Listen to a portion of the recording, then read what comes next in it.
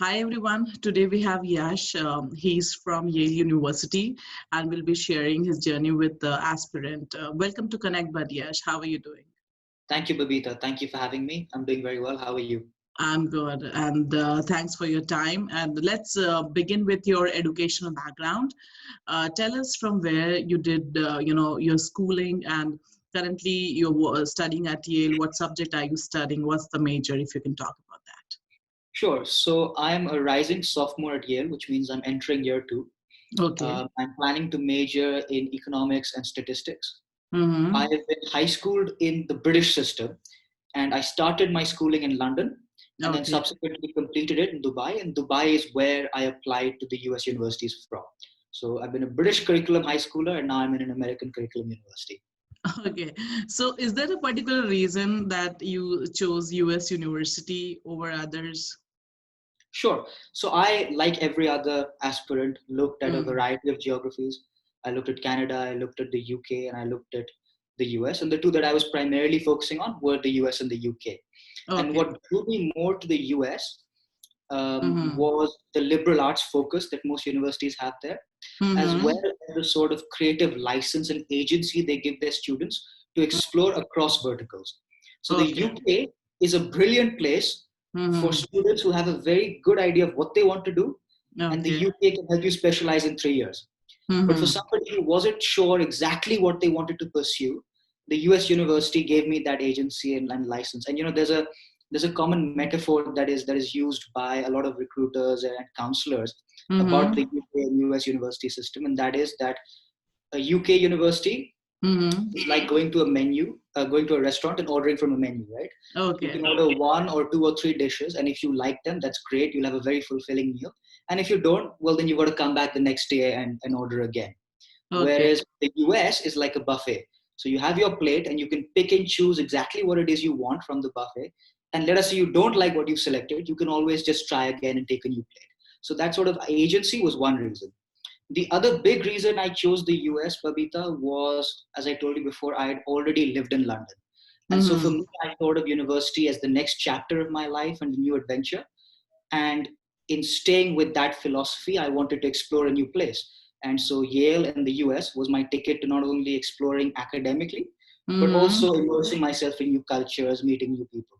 So for me, those are the two reasons I chose the US. Thank you so much. I think the first explanation was really good for aspirant in case they have these kind of doubts. So let's go with the next question. I want to understand, in your opinion, what should be the criteria for choosing the university, especially when a student have admits from multiple university. It could be from the same country or from a different country. So, I'm going to preface the answer to this question by saying that selecting your university is a very personal decision, right? It depends Okay. very much on what you want from your experience. So, I Mm-hmm. can speak to my experience. I always wanted to go to a university that was very heavily research focused and Mm-hmm. was liberal arts in nature. And the reason for this was that I feel that the biggest asset we as a generation have is this wide pool of information and intellect that we can draw Mm-hmm. from. And so when I went to university, I wanted an experience where I had access to that pool, which Yale has provided. But I Mm-hmm. also wanted to be with a group of people who were consciously trying to add to the corpus of intellect that the rest of the world benefits from. So for me, research was a very key and very prominent element of my decision to attend Mm-hmm. Yale. Yale, and we can go into this later in our conversation, but Yale has over 60 Nobel laureates, some of the leading professors in economics. So that was a Mm-hmm. big pull to me. The other thing, like I've said, was that as an economics student, Yale has one of the best economic departments in the world. That Mm-hmm. is another consideration. But to sort of take a broader outlook, there are a variety of things people consider, right? So people Mm-hmm. look at where they want to live, what sort of climate they want to be in. Do they want to be on the East Coast and the West Coast? Within universities, they look at, do they want to be in a very vocational training university or a more research bent university? Do they Mm-hmm. want a very dynamic social life, or do they want a smaller university with fewer students and more intimate connections? And both have their pros and cons. It's purely a matter of choice. Okay. And now let's talk about preparation that a student needs to do before getting into these universities. So tell us how you prepared for your SAT or ACT exam, and did you take any sort of online or in-person classes with any coaching institute, and if yes, then for how many months? Sure. So the first challenge is actually deciding whether you're going to take the SAT or the ACT. And Mm-hmm. this is something a lot of people get confused with. I myself was very conflicted about which one I should take. And my Mm-hmm. advice there is that do both as a test, a practice, and whichever one you score better in, just trust that the system works, trust your gut and go with that one. So in Okay. my case, it was the ACT. I did better in the ACT practice test. And so I Mm-hmm. decided to go with that. Now, in terms of getting help, yes, I was with a coaching center in Mumbai called AP Guru, run by somebody called Chirag Arya. He's done very, very well. He's Mm-hmm. phenomenal. And I was very lucky to be with him. I was with him for almost a month in India. And he's cracked the code in terms of SAT and ACT. So Okay. wholeheartedly recommend him. Very good guy. Takes a lot of personal interest in what you're doing. And he really, really helped me. So that is who I went to and how long I did it with them. I would also like to stop here to give some tips that I got while I was doing the ACT and things that really helped Mm-hmm. me. I have seen a lot of students when they prepare for the ACT or the SAT, they will do one portion of the examination in one sitting, then they'll take a break, and then they'll do the other. Because at the end of the day, it's a 4 hour exam. So when they Mm-hmm. practice, they're not doing the entire paper in continuity. And Mm-hmm. that is a mistake. Because when Mm-hmm. you write the exam, you're not going to get a break between every section. And the toughest part about these exams, more than the questions, look, these are standard aptitude exams. So the questions aren't meant to be tricky. It's all a test of can you sit in a place for 4 hours, concentrate on one particular topic, and keep going at it. So the biggest skill and the biggest asset you can have is going into this exam knowing that I can, in one sitting, complete a 4 hour exam. So when you start a paper, do not leave until you finished it. That is the best Okay. advice I got. And I think that is what really differentiated my peers and I who did well from those who sort of had to do a second try. That's the Okay. second piece. The third piece of advice I would give is that obviously the ACT, SAT are a very daunting process. It requires a lot of planning and preparation. But I Mm-hmm. would advise that you start on that process as early on as possible. So that firstly, when you get around to actually applying to university, you don't have to worry about the aptitude testing because you already know what your scores are. And what your Mm-hmm. scores are will help inform you as to which universities you want to apply to. And secondly, let us assume by some fell of chance that Mm-hmm. you don't get the score you want. At least you're Mm-hmm. giving yourself a buffer period in which you can retake the test, and you don't have Okay. the stress of you missing a deadline or something. So those are a Mm-hmm. few pieces of advice I got along the way that I thought were really helpful. Okay, well, this was really beneficial, and I also want to know: was there a sort of cutoff for SAT or ACT score, or any minimum score needed, especially for the Yale University? So, Babita, as I'm sure you know, all US universities and Yeah. universities across the world, they evaluate students not based on a set criteria. They look at the entire package, right? So they look at your Mm-hmm. application and they look at your scores and your GPA. And there are multiple different pieces that make up the puzzle. That is the Mm-hmm. recruiting process for universities, right? So it's very difficult to give you a well-defined score range. But in Mm-hmm. all these things, we shouldn't look at the extremes. We should look at sort of the middle of the normal curve, the normal distribution curve. And when you do that, you see that the majority of students who've gotten into a top tier university like Yale or Harvard or Princeton or whatever it may be, I'm taking an ACT perspective because that's what I did. Their Mm-hmm. score will normally be in the range of 33 to 36. So you want to Okay. be hitting 33 plus, and then you are comfortable that even with a normal application, I've got the Mm-hmm. right score and I qualify for the next step and the next round of recruiting and vetting. Okay, Okay. obviously, if you're a national level athlete or something, and if you sort of don't do as well on your ACT, that's all right because you're adding value in a different way. But Mm-hmm. whenever I think about these things, I try and look at your average Joe, look at the median scores, and that's Mm-hmm. what you want to target. So the range for Yale, I would say, is 33 to 36. Okay. And also, I want to understand from your opinion, obviously, your personal achievement does matter. But when it comes to getting admit from these university, what plays a major role? Is it your SAT, ACT score or your GPA? So like I said, it's very difficult to give a concrete answer on that because every Mm-hmm. university is different. Mm-hmm. And I always tell people who come to me for advice, or even when I was going through the process myself, I Mm-hmm. always looked at every section. So your standardized testing, your GPA, your essays. And I Mm-hmm. said, I have to max all of these. Because if you Okay. want to play at that level, you have to try and max all of them. Now, my understanding from reading the news is that as time has gone by, the weightage being given in general to standardized testing because of the certain faults in the way those tests are conducted is Mm-hmm. on the downside. And that makes me think that going forward, GPA will be weighted more heavily vis-a-vis a standardized testing result. Because a lot of universities have actually said this year that you don't Mm-hmm. even have to submit a SAT or SAT or ACT score to be considered for a university. So based purely off the news, I would say that GPA is becoming more important. Okay. And so tell us something about university. How big is the university, and tell us about the infrastructure. Sure. So Yale is a 1,000 plus acre campus. We've Mm. got 6,000 plus undergraduate students. That's not even considering the PhD candidates and the School of Management. That's a whole Mm-hmm. different beast. Um, Perhaps the most interesting thing about Yale is its residential college system. So when you enter Yale as a freshman, a first year undergraduate, Mm-hmm. you are sorted into one of the 12 residential colleges on campus. And for the next 3 or 4 years, you will be living within that residential college. So that Okay. effectively becomes your family. And Okay. that college system is something that Yale really prides itself on. It's something that's worked very well, and it gives you a Mm-hmm. really great sense of community.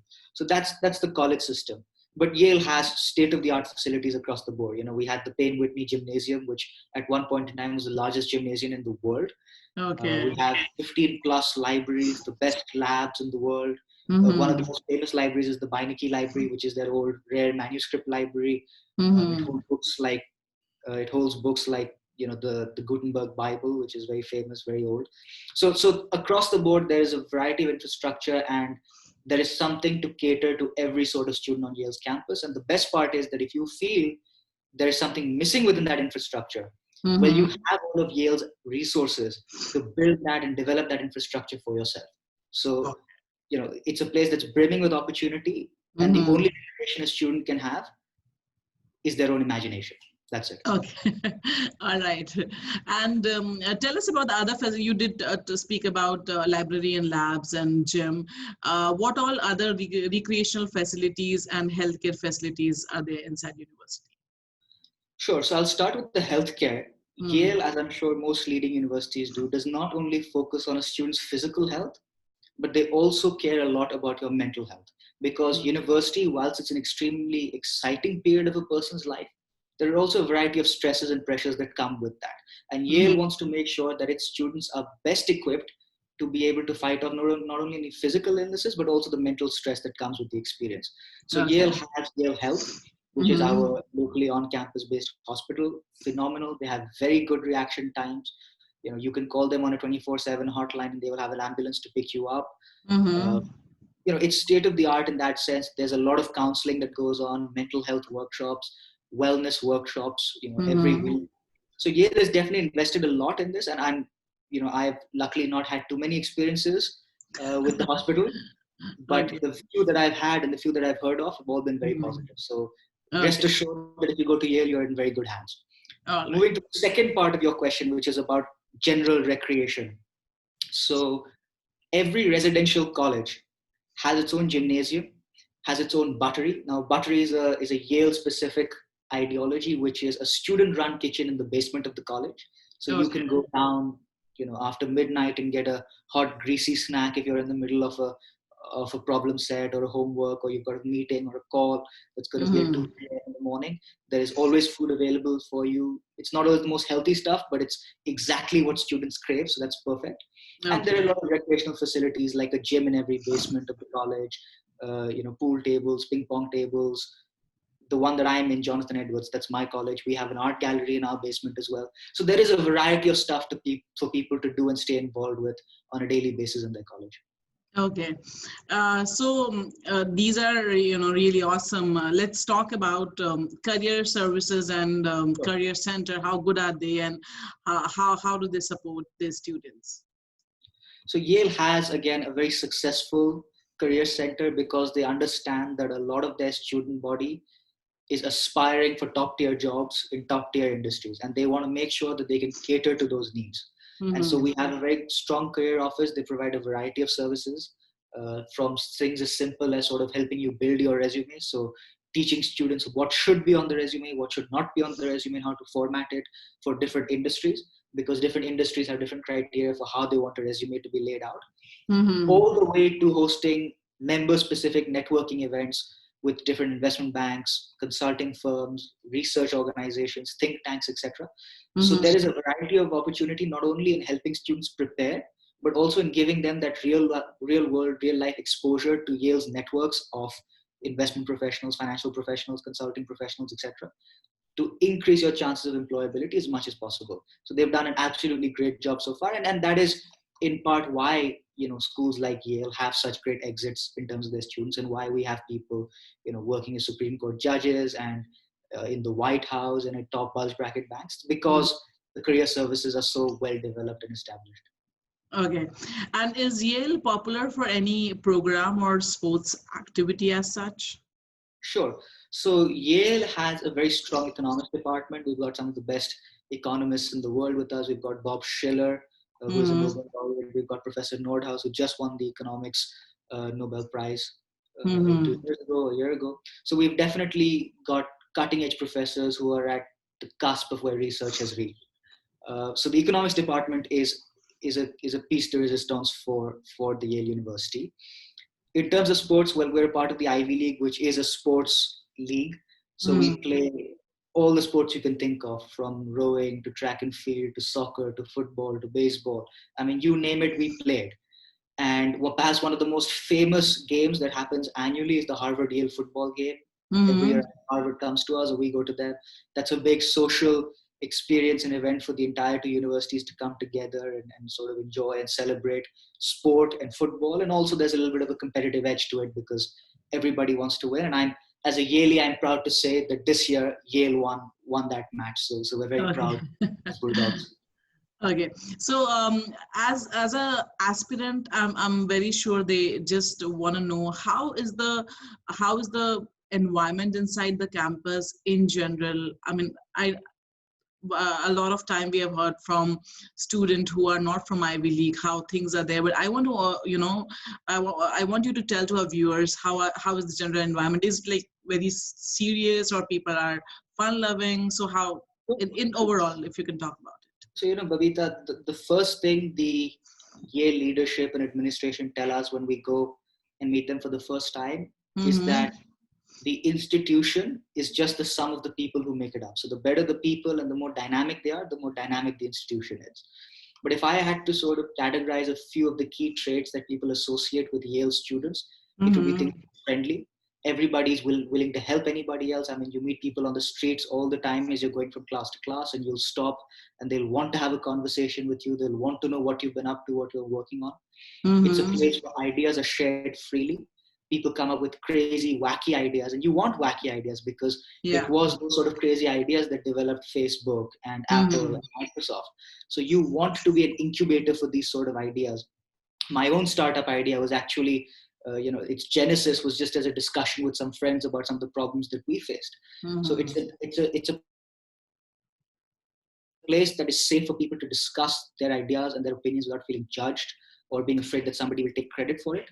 It's Mm-hmm. obviously a university that is steeped in tradition. It's the third oldest university in the country, so they very much pride themselves on their tradition and their rituals and their big gala events and dinners, and that adds a nice prestigious flavor to your academic experience. Definitely, it's, like I said, replete with innovation and ideas. There's a lot of collaboration that happens, and overall, it's a university that feels that the more they can lift up their students and the more opportunity you can provide them, the Mm-hmm. better it is for everybody as a community. Because if everybody is happy, everyone does better.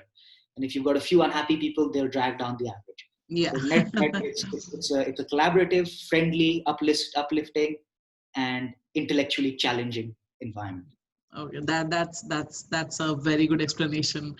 Now let's talk about the on-campus job. So first of all, have you done any on-campus jobs, and what are the options if a student wants to do on-campus job? So there are a variety of options, Babita. A few that are quite famous are being an on-campus tour guide. So Yale, Mm-hmm. because of the size and prestige and history of its campus, we have Mm-hmm. a lot of tourists who come every year to learn about the different libraries, about the different buildings, etc. And Mm-hmm. so some students rake up a tidy sum by giving those tours weekly, daily, monthly, and it's at your discretion how often you want to do it. There are a Okay. lot of opportunities to work in local restaurants, to work within the residential colleges themselves, and as an administrative assistant, working in the buttery, which I mentioned to you earlier. And then, Mm-hmm. of course, there is a lot of opportunity in terms of working and assisting professors on research, on their ideas, and things like that. So, where I have worked has been more on the research side. So, I paired up with a very esteemed and famous computer science professor, Mm-hmm. Professor David Galertner, and he's starting a project of his own to sort of do with social media and data and disintermediation, etc.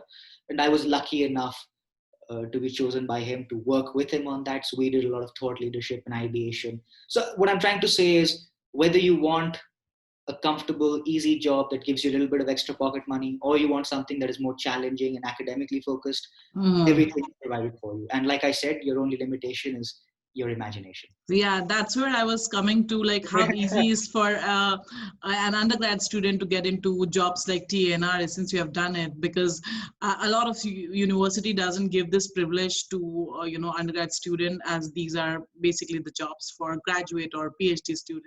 So how easy is to get into these kind of job, Yash? But the truth of it is, Babita, that obviously, given, like I said before, the level of innovation, the level of Hmm. ideas, and the general talent pool that Yale has, it's obviously a very competitive thing to become attached to a professor and do research with them or have ideas and develop those ideas with those professors. So it's Okay. definitely competitive. There's no getting around that. Okay. That said, Yale understands that the future is the youth. And so, whilst professors are doing great research, if somebody is genuinely curious, Yale will equip you with the skills, the resources, the networks, and the opportunities to be able to explore your ideas, as well as learn more about cutting edge research that's happening. So, it's Okay. definitely difficult, but I have never felt like I wanted to do something and could not. Yes, sometimes you make the cut, sometimes you don't, but there's always something you can get involved with, even on the research front. Okay. And now let's talk about internship. Did you do internship anywhere, and how easy is to get an internship if you're a student from Sure. So I'm a first year student. I'm going to be going into my sophomore year.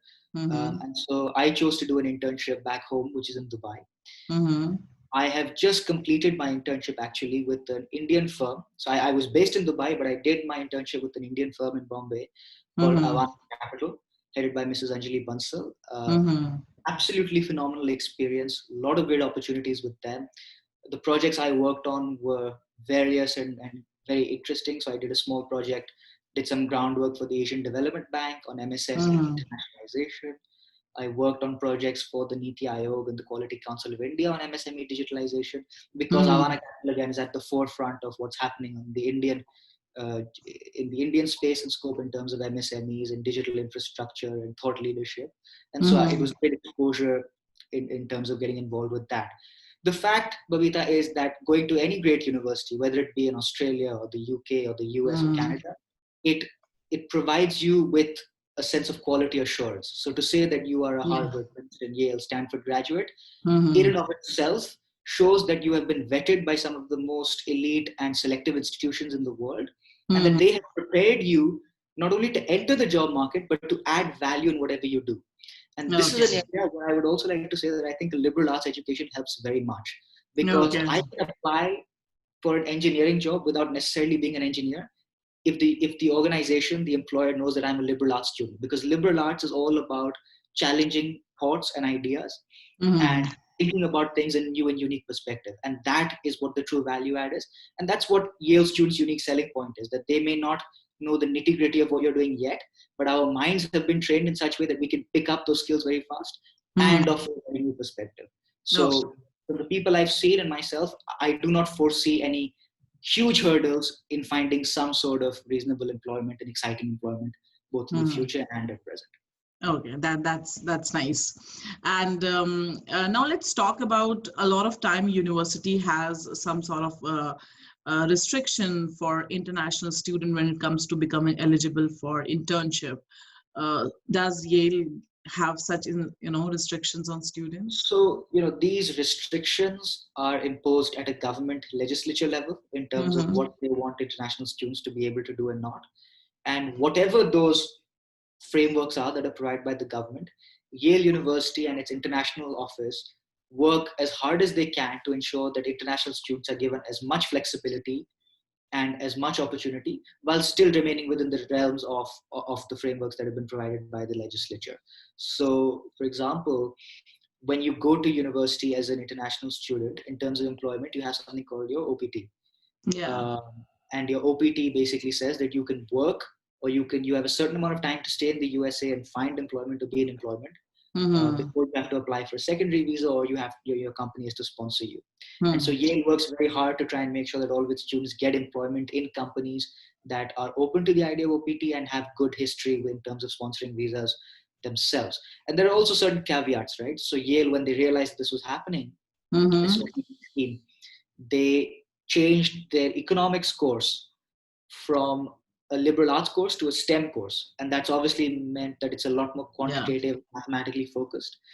But the big reason for doing that is that in the US, STEM subjects, people who graduate having had a STEM subject, they get 2 years to find employment and to be in employment before they're asked to either leave or apply for the next round, whereas Mm-hmm. others get significantly less amount of time. So universities like Yale do try and understand the system, and because they have alumni who are actually at the policy making level, they get Mm-hmm. a lot of valuable information that they can use, and they do whatever is in their power to ensure that international students have access and resources and are empowered enough to feel like they can find employment in the US. Okay, so that being said, now coming to courses, I want to understand that would you like to recommend some additional courses that a student should undergo before joining the college or after joining the college, other than what they're studying at university, just to increase the chances of getting into any potential jobs or internship?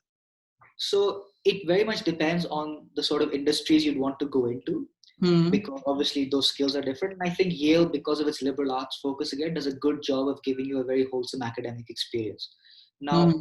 coming into university, there are a few things that I think you can do.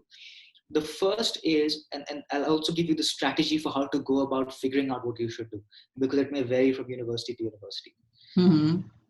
If as a student, you have a good idea of what it is you want to do at university, Hmm. my suggestion is going through their course list and finding out what their major requirements are.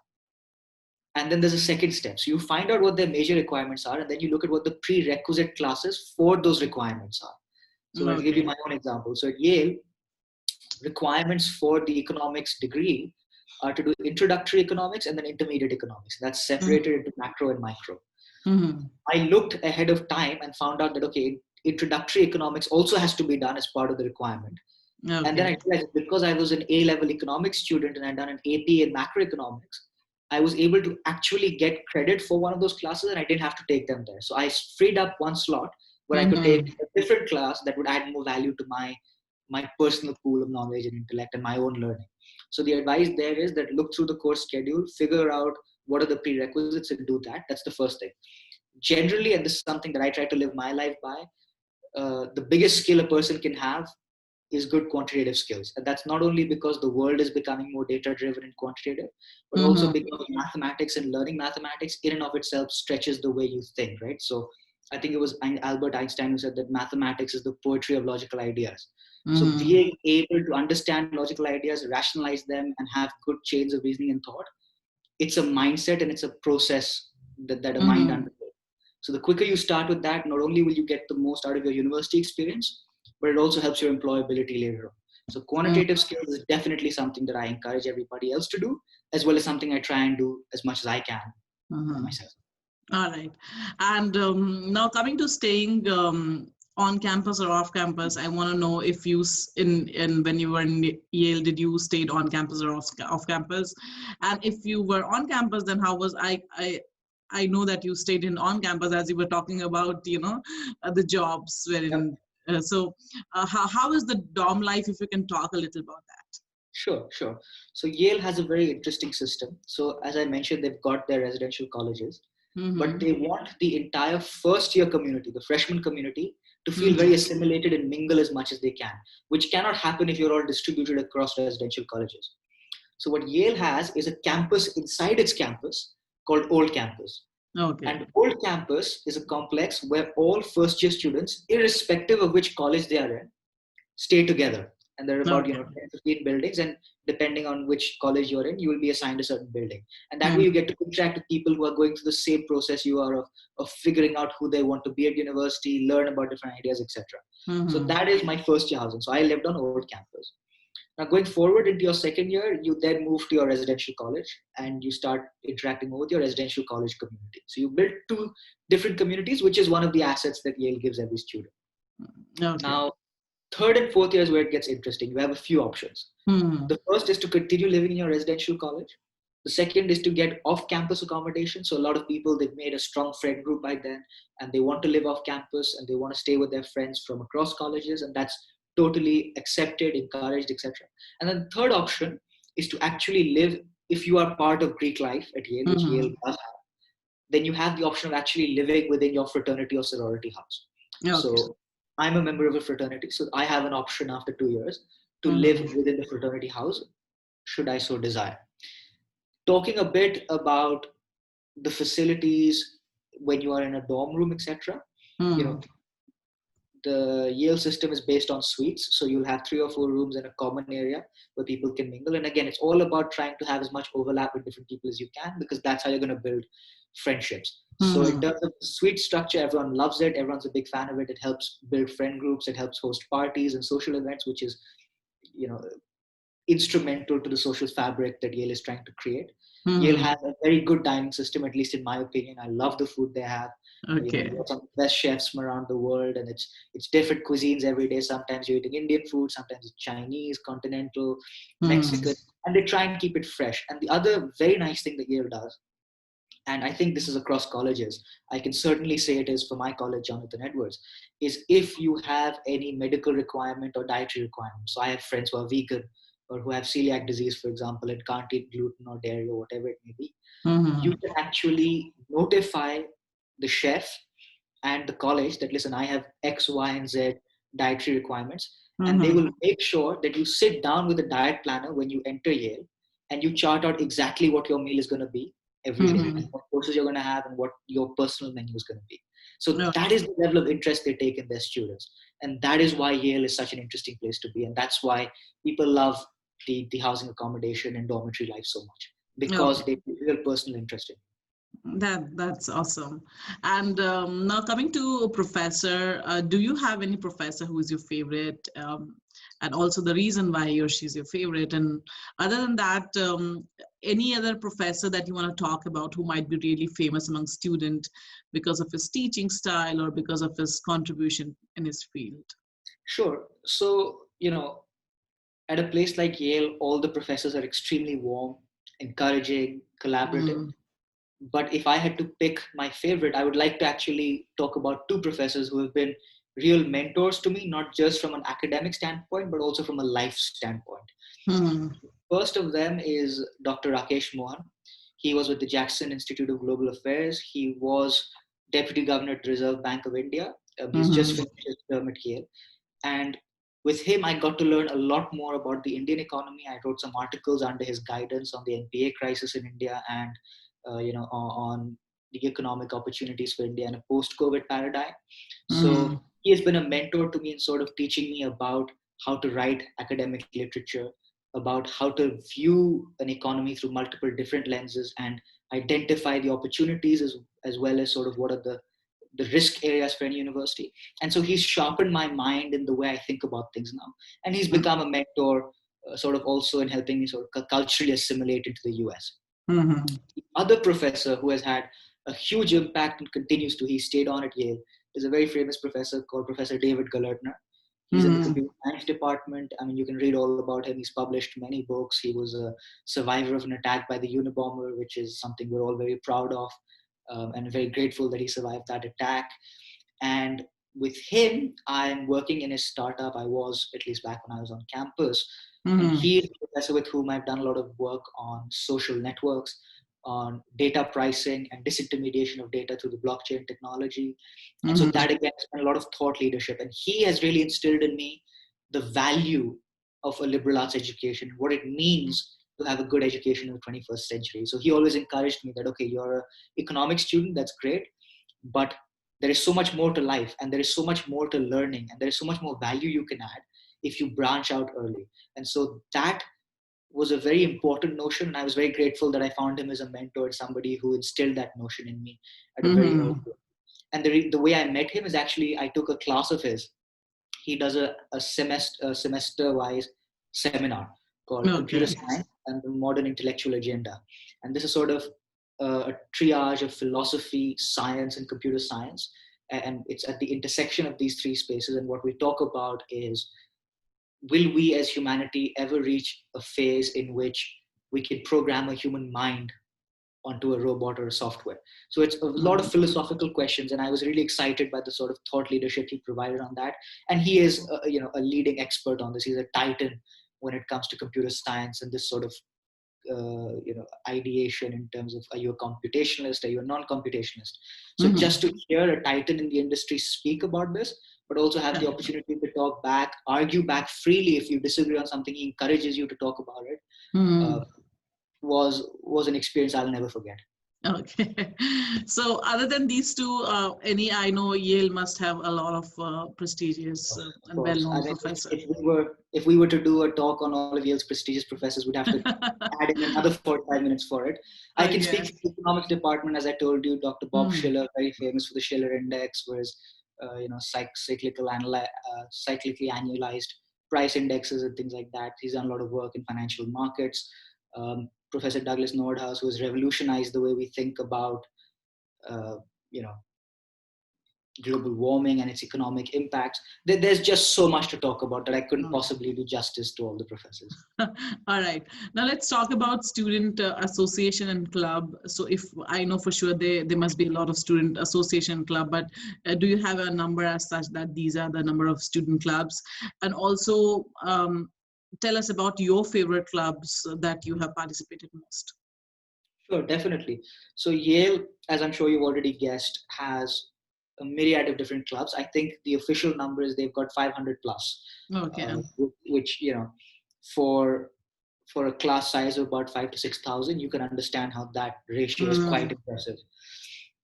So they've got a lot of organizations. The ones that I'm involved with on Yale's campus are the Model United Nations team at Yale. So we compete competitively on the university circuit.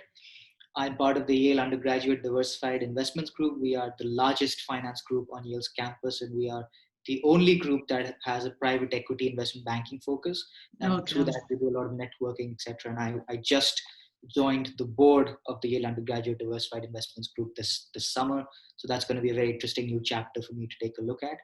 In terms of athletics, I'm part of club squash at Yale. So in university, there are 3 levels of athletic and sports participation. There's the top tier guys who compete intercollegiate internationally, and that's the varsity level.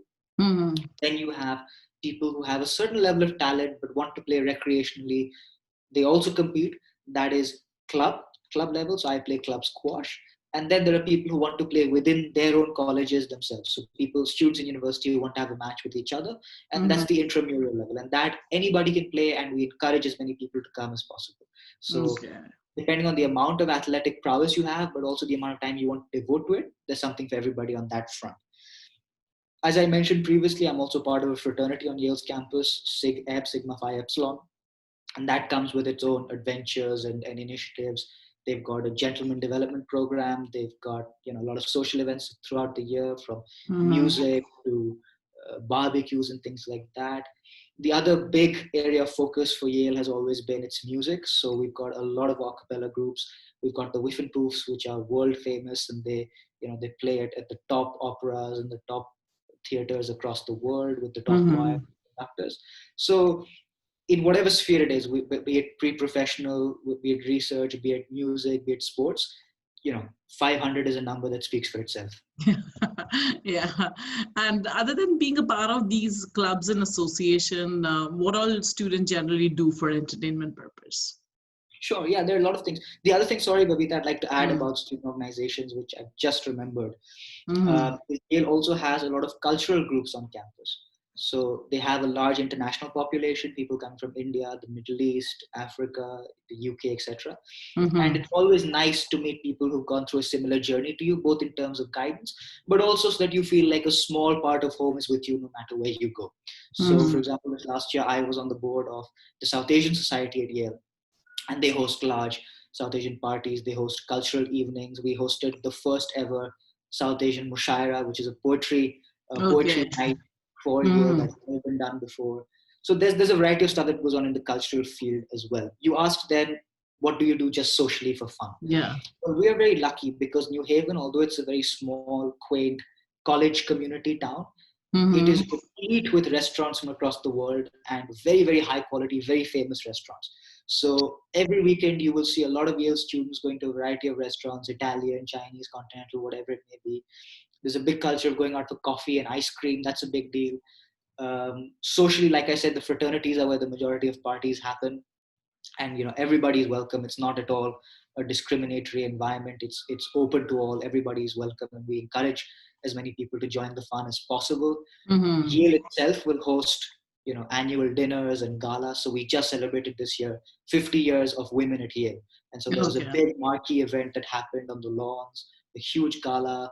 Mm-hmm. More food than anybody can imagine, and more food than anybody could eat. That's for sure. So Okay. there's a variety of stuff that goes on the social front, and you will never be in a situation on a Friday or Saturday night when you want to do something and you will Mm-hmm. struggle to find something. You may struggle about which option you should choose, but I Mm-hmm. assure you there'll be many options. Okay.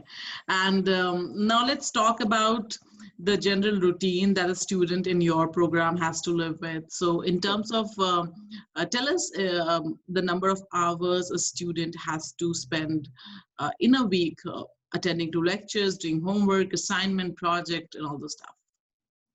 So, Babita, it varies depending on the subject that you're doing and also the Mm-hmm. course load that you've taken.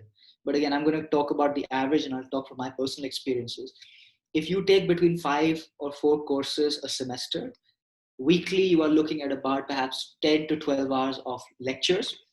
Okay. Now, along with that, you have tutorials or office hours. So you can go 4 or 5 times a week. They have 2 or 3 hour long office hours every week, and you can go and talk to instructors and the teaching assistants and get more one-on-one feedback. They also have smaller seminars that happen with these large lectures where they will Mm-hmm. cover the course content again. And then obviously the problem sets, as you graduate into more senior years, the complexity of those problem sets and homeworks also increases, and so the time that you will spend will naturally increase as well. But in my experience, it's about 11, 12 hours of lectures. You've got another 5, 6 hours of office hours, and then each problem set will take between 8 and 10 hours to complete. So Mm-hmm. you spend a reasonable chunk of your time doing work, Okay. but if you love what you do, you'll never work a day in your life. So it's all fine. That's yeah. And also tell us about in from your perspective, your opinion, how would you rate academic pressure and workload in your program on the scale of 1 to 10, 10 being the highest? So I'm going to talk about my program. I think it's manageable.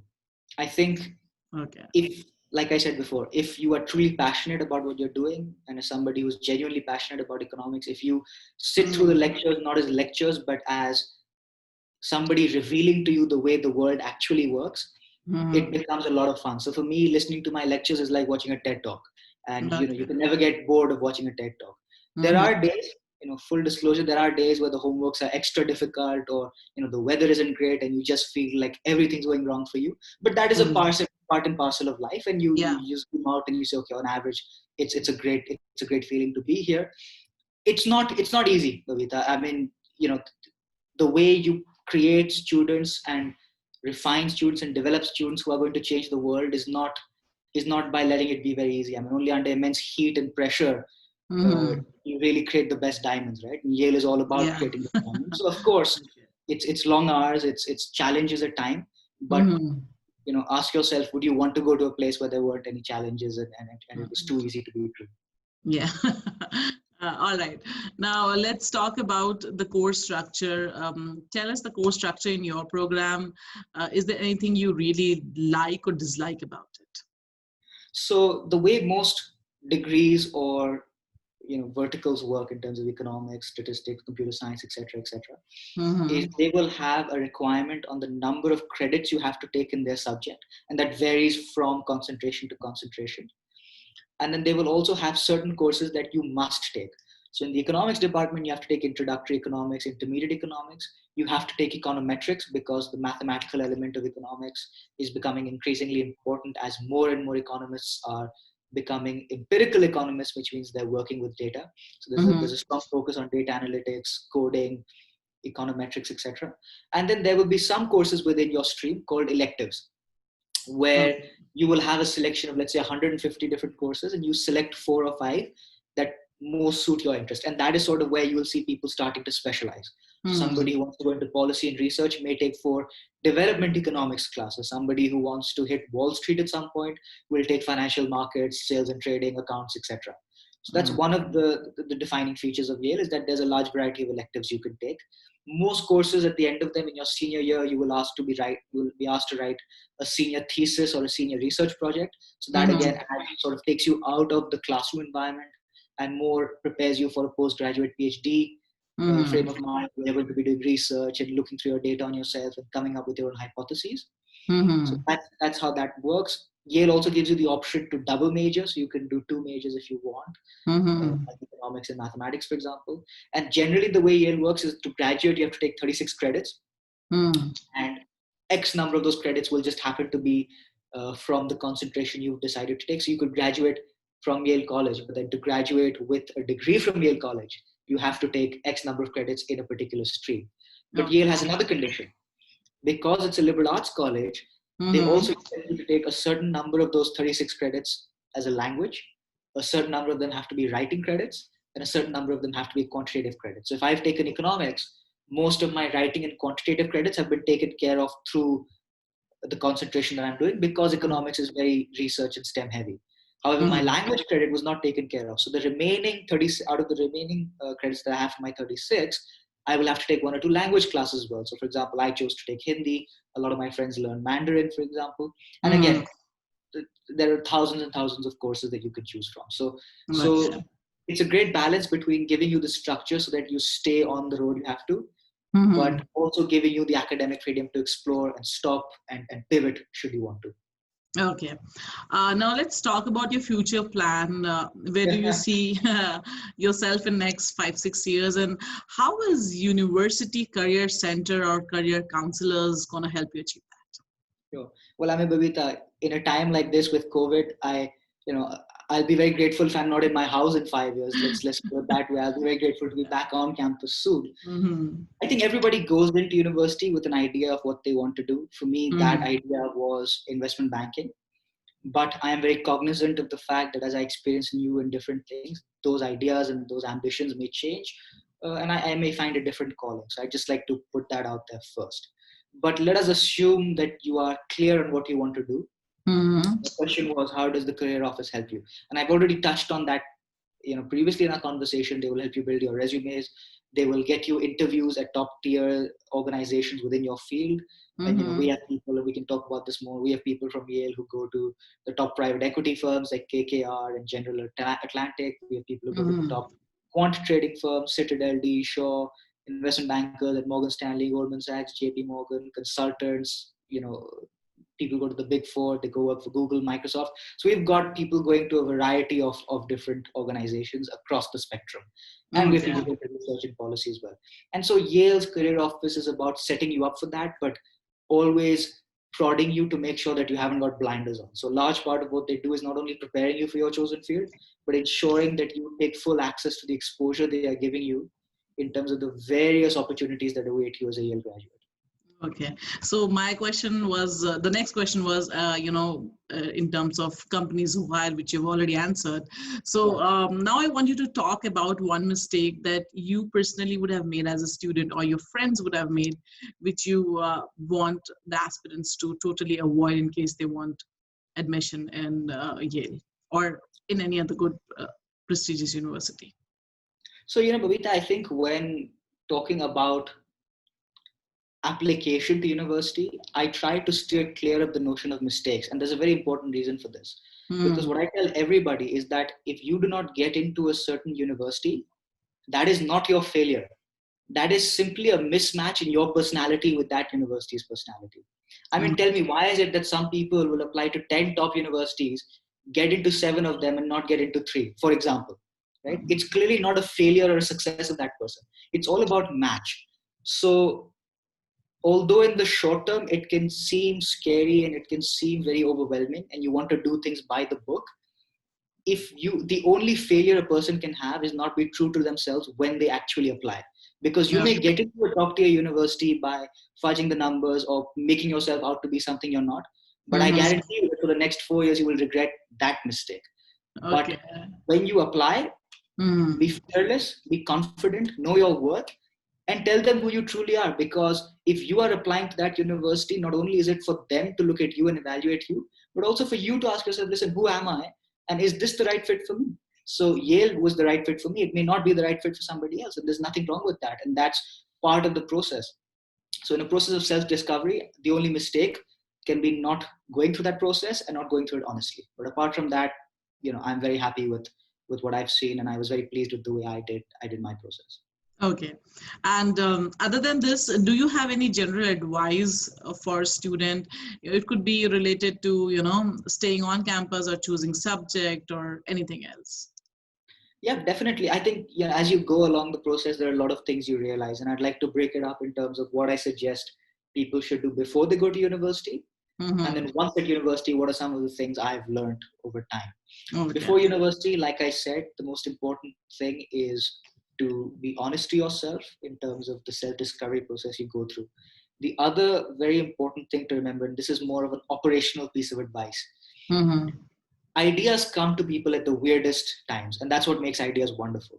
Mm-hmm. And US universities in particular challenge you to think out the most weird, exciting, innovative, and new ideas, because they want people with ideas and they want thought leaders. So my suggestion to all people I know is, when you are going into this process, keep a journal with you. And in Okay. that journal, write down every weird, wacky idea you have. Do not filter anything. Write everything down, because you will have a great idea at some point which could turn into a great college essay. And later you might forget about that, right? So I'll give you my own personal example there. Mm-hmm. One of the universities asked us to write an essay about a time of great learning for us, or about something to do with leadership. I can't remember. It was sort of the marriage between a key turning point in your life and talk to us about leadership and teamwork. Okay. And I had started keeping a journal, and I'd gone to Kenya for a safari, and I saw the Great Migration happen there. So I saw scores of wildebeest transition from Kenya to Tanzania, and I made a Mm-hmm. note about how amazing it was, and I was very enamored by the whole process, and then I forgot about it. I came back to Dubai. I started writing my US applications. Mind you, this trip was almost a year ago. Mm-hmm. And this question came up about, what's leadership mean to you? What is a great idea that's changed your life, or a life-changing moment? And at first I wrote up the very generic, I met this person, it was amazing, and I learned that leadership is about X, Y, and Z. And then I Mm-hmm. looked at it and I said, this is a very generic essay. So I looked through my journal, and I realized that the best example I could find of leadership and teamwork was actually the Great Migration. Because if you look at that, you will see there are scores of wildebeest who cross rivers and different plains and different hurdles. And the only thing that allows them to succeed is their collective momentum. So going into that process, some of the animals know that they're not going to make it, right? There are predators waiting to attack, etc. But it is the collective momentum of the group, and it is the notion of putting the cause of migration above each individual's personal survival that makes them never break ranks. And to me, that was the key of leadership: putting the cause ahead of your own personal gains and risk. But do you see Mm-hmm. how these two things were connected, when actually they have, if you think about the Great Migration, I wasn't in Kenya thinking, oh my God, this is going to make a great essay for my university. But I put the idea down, and Mm-hmm. somewhere along the line, it bloomed and blossomed into something that I thought was a pretty interesting essay, one of my favorites. So one Okay. piece is write a journal. The second is, talk to as many alumni, talk to as many professors in those universities and students Mm-hmm. as you can, because one of the most interesting essays to write is the why this university is.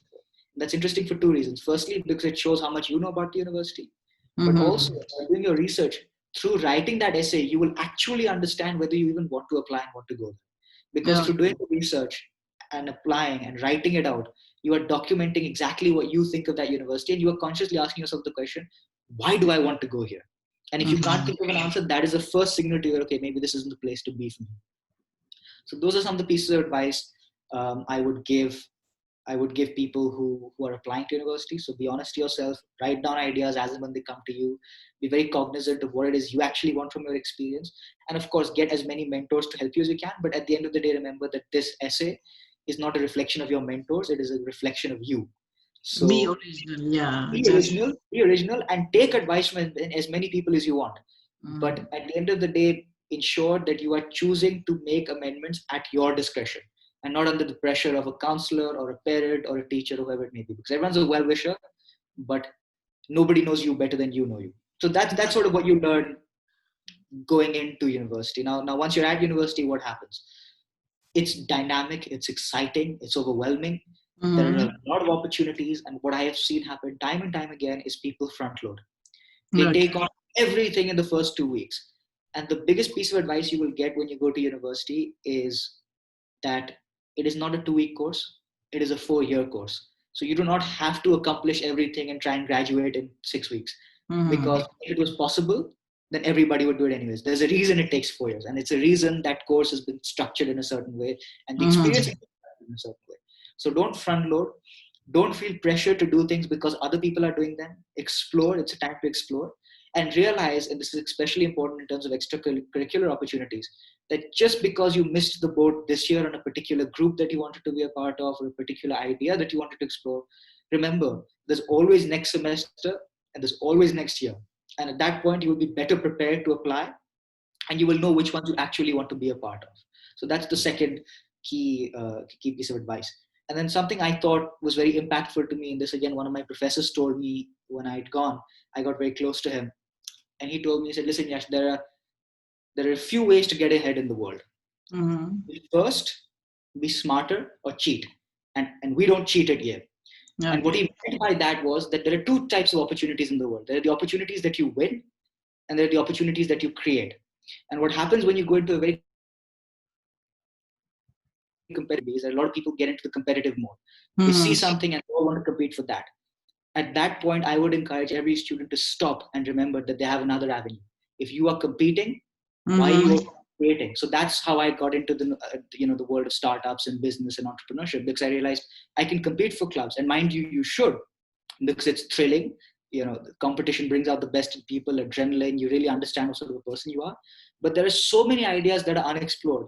So also be cognizant that you can create your own opportunities, create your own student organization on Yale's campus, create your own startup idea, create your own research project, because that's what will truly fulfill you from an academic perspective, as well as from the fact that you want to live in a place for 4 years. So you don't want to make it a continuous competition, right? This isn't the Colosseum, and we aren't gladiators. We're yeah. human beings. We want to explore, we want to learn, so that when we go into the Colosseum of life, we can be the best gladiators that for possible for us to be. So remember that you're preparing. Remember that there are various opportunities, and that you should try and explore as much as you can. That's This it. was really helpful, Yash, and thank you so much for your time. And I want to tell Sure. our audience that Yash will be one of the experts on our platform. You can connect with him, ask him question, you can hire him, and he'll be more than happy to kind of support you and help you as and when needed. I wish you all the best, Yash, and stay safe. And thank you so much again for your time. Thank you very much, Babita. Really appreciate it. Thank you. Bye bye.